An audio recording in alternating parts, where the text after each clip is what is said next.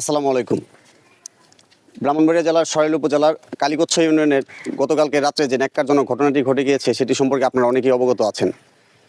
এখানকার স্থানীয় যে কালীগচ্ছ নন্দীপাড়ার যে বাসিন্দা ব্যবসায়ী মুস্তফা কামাল গতকালকে তারই বাড়ির পার্শ্ববর্তী স্থানে ব্যবসা প্রতিষ্ঠান থেকে ফেরার পথে ঘাতকদের হাতে নৃশংসভাবে হত্যাকাণ্ডের শিকার হয়েছেন। আজকে যে জায়গাটিতে আমি দাঁড়িয়ে আছি আপনারা দেখতে পাচ্ছেন যে আমি যে জায়গাটিতে আছি এটার পাশেই কিন্তু গতকাল রাতে এই মুস্তফা কামাল সাহেব যখন ব্যবসা প্রতিষ্ঠান থেকে বাড়িতে ফিরছিলেন তখনই কিন্তু একদল ঘাতকদের হাতে ঠিক এই জায়গাটিতেই কিন্তু তাকে প্রাণ দিতে হয়েছে। আমার পেছনে যদি আপনাদেরকে একটু দেখাই যে আমার পেছনে আপনারা যে জায়গাটি দেখতে পাচ্ছেন ঠিক তার পাশেই কিন্তু এই মুস্তফা কামাল যিনি হত্যাকাণ্ডের শিকার হয়েছে তার বাড়ি। আপনারা অনেকেই জানেন যে মুস্তফা কামাল তিনি দীর্ঘদিন যাবৎ কিন্তু এই সরাইলে তারা বসবাস করে আসছেন এবং তার পিতা প্রয়াত যুদ্ধাহত বীর মুক্তিযোদ্ধা আব্দুল মোমিন মিয়ার ছেলে হচ্ছে মুস্তফা কামাল। আপনারা জানেন, অনেকেই এই বিষয়টি অবগত আছেন। তো আমাদের প্রশ্ন হচ্ছে যে আজকে যে সরাইলে আইন শৃঙ্খলা পরিস্থিতির যে অবনতির দিকে যাচ্ছে সেইটার যে মূল কারণ হিসাবে কিন্তু অনেকে মনে করছে যে মাদক, এছাড়া কিন্তু নানা ধরনের অপরাধমূলক কাজে কিন্তু এই মাদক শিবিরা জড়িয়ে পড়ছে। তো আজকের এই যে বিষয়টি ব্যবসায়ী মুস্তফা কামালের সঙ্গে ঘটে গিয়েছে, এটা আমরা যতটুকু জানতে পেরেছি উনি ওনার ব্যবসা প্রতিষ্ঠান থেকে রাতে বাড়ি ফিরছিলেন, সঙ্গে থাকা বিকাশ ব্যবসার বেশ কিছু নগদ অর্থ এবং মোবাইল কিন্তু এই হত্যাকাণ্ডের পর লুট করে নিয়ে যাওয়া হয়েছে। তো প্রাথমিকভাবে যতটুকু ধারণা করা যাচ্ছে তার কাছ থেকে সর্বস্ব লুটে নেওয়ার উদ্দেশ্যে কিন্তু তার উপরে আক্রমণ করা হয়েছিল এবং যার জন্য আজ তাকে প্রাণ দিতে হয়েছে। ইতিমধ্যে ব্যবসায়ী মুস্তফা কামালের যে মরদেহ এটা কালীগচ্ছ বাজার ঈদগাহ মাঠে নিয়ে যাওয়া হয়েছে। ওইখানে জানাজা শেষে তাকে কবরে শায়িত করা হবে। তো জলজান্ত একটি প্রাণ কিন্তু আজকে এই ঘাতকদের হাতে শেষ হয়ে গিয়েছে। আমরা এই সমাজ থেকে হারিয়ে ফেলেছি একজন অত্যন্ত ভদ্র মানুষ।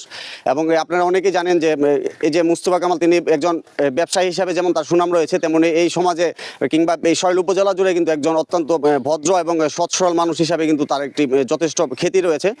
তো সব কিছু মিলিয়ে আসলে এই যে মুস্তফা কামালের যে হত্যাকাণ্ড এটা সাধারণ মানুষ মেনে নিতে পারছে না। আমরা যতটুকু দেখেছি যে গতকালকে রাত থেকেই কিন্তু আবেগে আপ্লুত সাধারণ মানুষ কিন্তু কান্নায় ভেঙে পড়ছে তার এই হত্যাকাণ্ড ঘিরে। তো আমরা আশা করছি যে সরাইল থানা পুলিশ এই বিষয়ে কাজ করছে। আমরা যতটুকু জানতে পেরেছি সন্দেহভাজন হিসাবে ইতিমধ্যে এক দুজনকে পুলিশ গ্রেফতার করেছে এবং তাদের যে তদন্ত সেটা চলমান রয়েছে।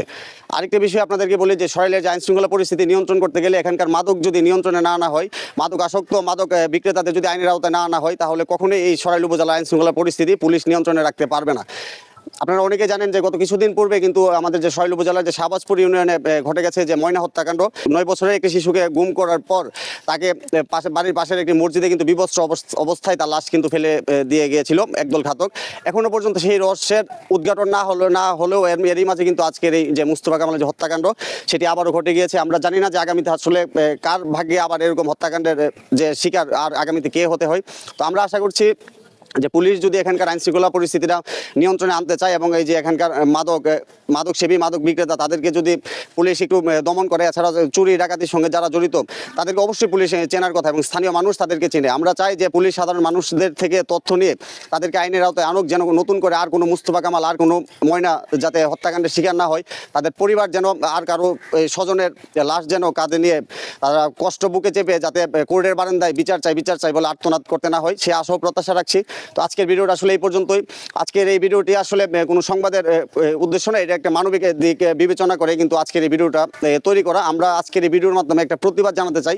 আমরা চাই যে নতুন করে আর কোনো হত্যাকাণ্ড এই সরাইল উপজেলায় যেন সংগঠিত না হয়, সেই বিষয়ে প্রশাসন সর্বোচ্চ ভূমিকা রাখবে বলে আমরা আশাবাদী।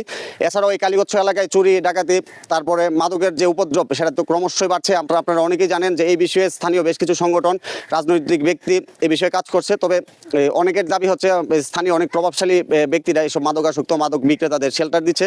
তবে সকল কিছুর ঊর্ধ্বে গিয়ে প্রশাসন তাদের গতিতে কাজ করবে এবং আইনের গতিতে চলবে এবং অপরাধীরা আইনের আওতায় আসবে বলে আমরা আশা রাখছি। এবং এই হত্যাকাণ্ডের সঙ্গে যারা সম্পৃক্ত সকলকে অতি দ্রুত গ্রেফতার করে দৃষ্টান্তমূলক শাস্তির আওতায় আনার দাবি জানিয়ে আজকে ভিডিওটা এখানে শেষ করছি। সবাই ভালো থাকবেন, সুস্থ থাকবেন। আসসালামু আলাইকুম।